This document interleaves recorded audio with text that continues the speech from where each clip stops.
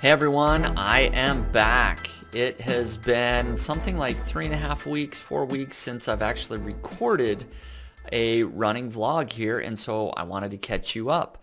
I am training for the Sun Valley, Idaho Marathon that's taking place on June 26th, and I am now 6.5 weeks away from that marathon. And even though it's been several weeks since I've actually recorded a vlog here, that doesn't mean I haven't been training. I've actually been training very hard. I've just been a little busy and haven't had time to actually record a video.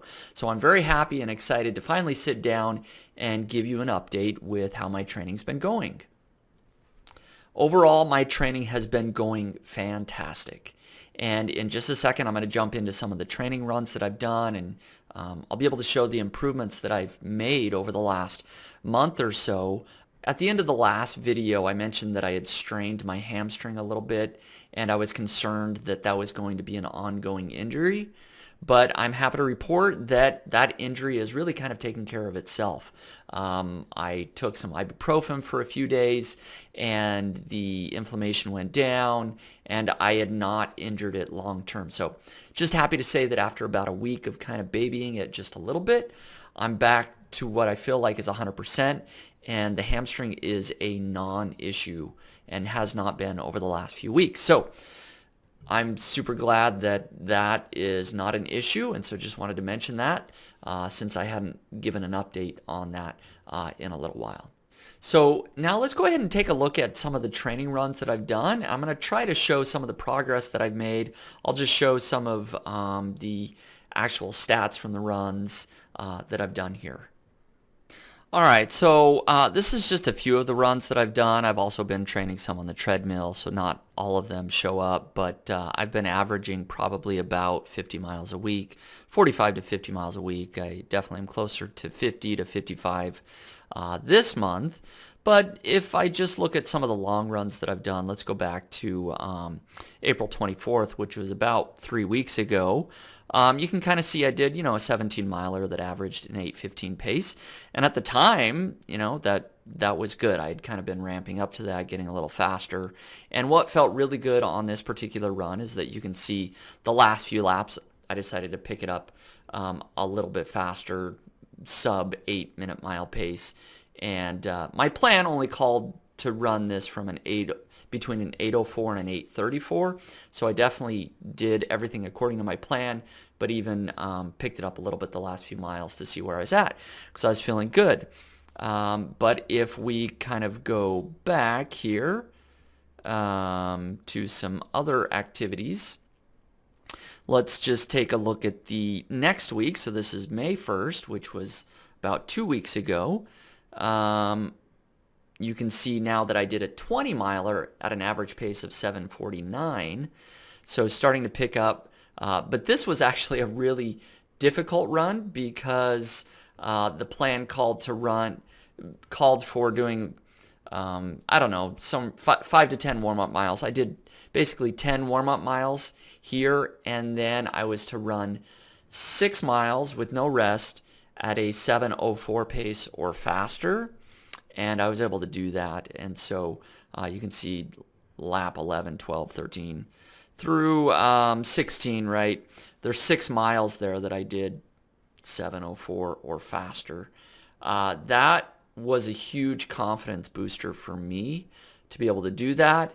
And then again, I even finished the last couple of miles faster than I needed to again because I felt good. Even after 20 miles, my legs still feeling strong. So the strength training I've been doing, which is a lot of single leg squats, and the ramping up mileage and sticking to this plan is working quite well. And then I will maybe just show one more run. Again, my tempo and speed work has been going really well. And then this most recent weekend, May 8th, I ran 18 miles at an average pace of 7:35, and these were downhill training miles. So I did warm up for about 4 miles, and then I would run downhill at the plan called for a 6:54 or faster, and you can see that I would run downhill I did this one at 6:46, and then I turned around and go back up the hill, so it went at 8:02, and then down. So all my downhill miles here were at a 6:54 or faster for sure.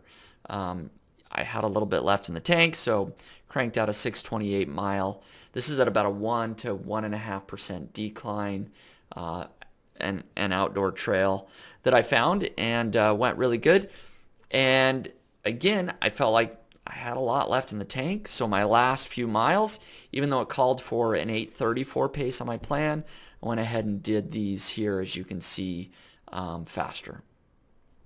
And so overall training has been going really well, and even some of my runs this week continued to go well, and I'm feeling like I'm getting in shape. I feel like I'm healthy. I'm at 100%. But what about weight loss? So let's jump into the weight loss here. All right, so as far as weight loss, there was a few weeks here where I really didn't lose very much.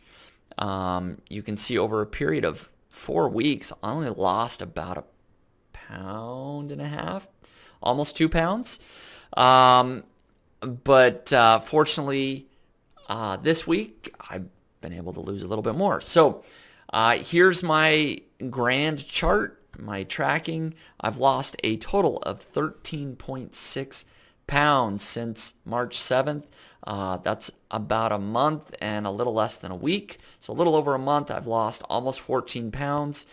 And the graph is still trending in the right direction, even though certain sections of it are very slow. Some weeks I only lose 0.4 pounds. Other weeks I lose 2 or 3 pounds.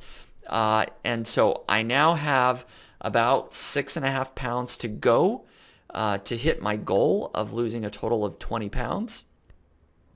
And I've got about 6.5 weeks to go until the marathon. And so I'm feeling good about my weight loss. I definitely need to stay on track, stick to about 1 pound a week, and I'll get there. I'm going to just get faster if I do that. So I'm feeling good, feeling confident about that. Now, I was about to wrap up this video, but I actually remember something kind of big happened, is that they opened up registration for the 125th annual Boston Marathon that's taking place October 11th of this year. I do have a qualifying time, a very small buffer, only a few seconds, but I went ahead and registered, and it's not surprising that I got a notification saying I was not accepted. But what was a little bit shocking was people needed to be 7 minutes and 47 seconds under the Boston qualifying time in order to get in. So even though I had a Boston qualifying time, I wasn't expecting to get in, but that time is a huge buffer. I feel really bad for the people that had 5 minutes, 6 minutes, 7 minutes under and still didn't get in. But that just lights a fire under me a little bit more. Just how big a deal it is to actually run in the Boston Marathon. And so I went ahead and I registered for the Boston Virtual Marathon, so I will be running that in October. But I still hope to qualify at the Sun Valley, Idaho Marathon. When I first registered for this marathon, I was in bad shape and feeling like I would be super lucky to even get under 3 hours and 20 minutes, let alone 3 hours and 10 minutes, which is the Boston qualifying time for me. But actually where I stand now, about 6 weeks away from the marathon, I'm feeling like I can have a really great shot of hitting 3 hours and 10 minutes. And so it just goes to show you how long a training cycle really is and how much progress you can make over a period of 16 weeks. So even though I didn't get into the Boston Marathon in 2021, I've still got a shot technically for 2022. And so we'll see how that goes.